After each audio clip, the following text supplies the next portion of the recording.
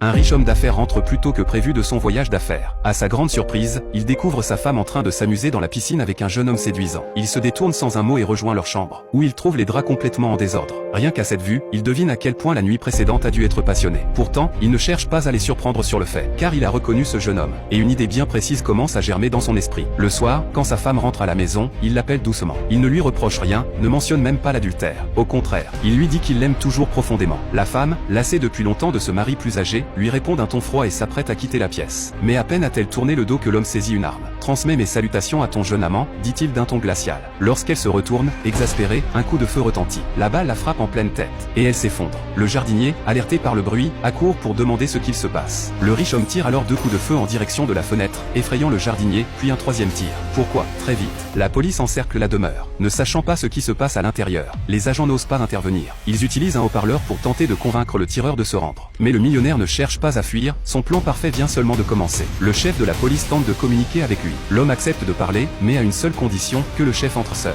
Expérimenté, le policier sait que les caméras filment tout à l'extérieur. Il pénètre donc seul dans la maison, restant à la porte, et essaie de persuader le suspect de poser son arme. Le riche homme s'exécute sans résistance, mais exige que le chef fasse de même. Les deux hommes sont désormais désarmés. La discussion peut commencer. « Nous avons reçu un appel signalant des coups de feu et un meurtre ici. Où est votre femme? » « Là-bas, » répondit-il calmement. « C'est moi qui l'ai tuée. » Le chef se tourne et aperçoit le corps d'une femme étendue au sol. En reconnaissant son visage, il blêmit de colère, c'était sa maîtresse. Fou de rage, il se jette sur le mari et le frappe violemment, jusqu'à ce que les unités d'intervention pénètrent dans la pièce et le maîtrisent. La femme, toujours vivante mais grièvement blessée, est transportée d'urgence à l'hôpital. Le chef, bouleversé, jure de traduire le millionnaire en justice. Ce dernier, assis dans la voiture de police, lui adresse un sourire narquois. Quelques jours plus tard, le procès préliminaire commence. Le procureur, un jeune avocat nommé Jacques, est une étoile montante du barreau, 97% de victoire, recruté par un cabinet prestigieux. Pour lui, cette affaire semble simple. Le suspect a avoué son crime devant le chef de la police, a signé une confession, et l'arme du meurtre a été retrouvée sur les lieux. L'affaire est bouclée, du moins, c'est ce qu'il croit. Dès l'ouverture de l'audience, le riche homme change de ton, il plaide non coupable et déclare qu'il se défendra seul. Le juge tente de le raisonner, c'est un meurtre, vous risquez votre vie.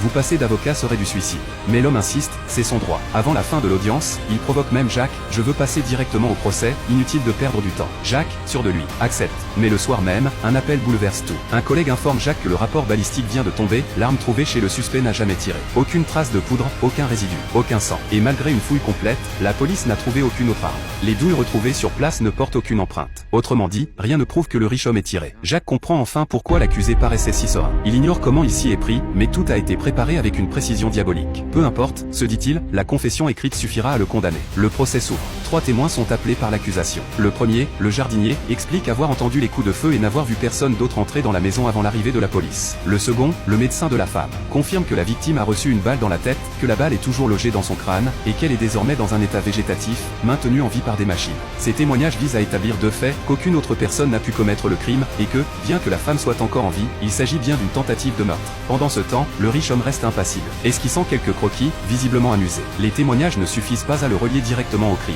Vient enfin le témoin clé, le chef de la police. Il déclare que l'accusé a avoué devant lui et signé une confession au poste. C'est alors que l'homme riche se lève pour sa propre défense. Il conteste la validité de ce témoignage. Cet officier ne peut pas être témoin. Il entretenait une relation adultère avec ma femme. J'ai engagé un détective privé. Et j'ai toutes les preuves, photos, factures d'hôtel, enregistrements. La salle d'audience explose de stupeur. Même Jacques reste sans voix. Si le témoin principal de l'accusation avait une liaison avec la victime, son témoignage devient caduc. Pire, la confession écrite peut désormais être considérée comme extorquée sous la contrainte, fruit d'une vengeance personnelle. Humilié, le chef perd son sang-froid et fonce sur l'accusé pour le frapper encore une fois. Les gardes doivent l'intercepter et le sortir de la salle. Le juge suspend l'audience. Le millionnaire, satisfait, se lève et croise le regard de Jacques.